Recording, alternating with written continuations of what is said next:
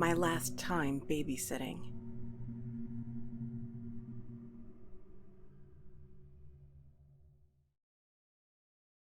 I checked my watch as I walked up to the door. 10 minutes late. I had been babysitting for them for 6 months. I was sure they wouldn't mind. Mr. Lopez answered the door. "Hey, I'm sorry I'm late. I started to say, but stopped when I saw him. His face was soaked with sweat and he looked slightly agitated. No problem. No problem at all," he said, ushering me inside. In the kitchen, there was only a single light on above the table.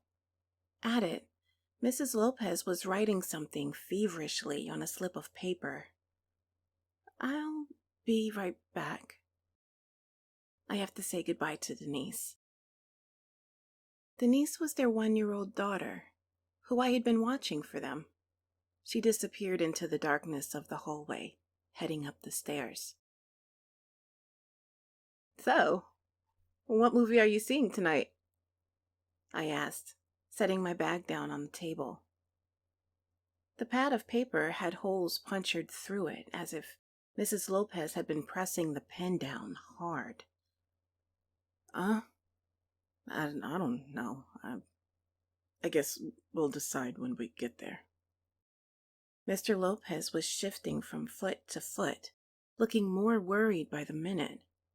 I noticed a pretty sizable cut on his right cheek, dribbled with dried blood. "Are you okay, Mr. Lopez?" I asked. But before he could answer, I heard Mrs. Lopez returning from upstairs. We should get going. Goodbye, Katie," she said, pulling me into a hug. She tightened her grip for a moment, and I could have sworn I heard a soft sob. "Thank you for everything," she said, with great difficulty. She began to say something else, but her husband grabbed her and dragged her out the door. Before he closed it, he gave me a mournful, almost apologetic look. Then he closed it, and I was alone in the dark house. I thought about going out and talking to them more, or maybe even just leaving, but in the end I decided to stay. Not turning on the lights so as to not startle up Denise, I climbed the stairs in the dark and headed into her room. I approached the crib and was about to lift her up when I saw a note laying on top of the blankets. I read it by the streetlight that glared feebly through the window. "Katie, I'm so sorry. He broke in while we were getting ready.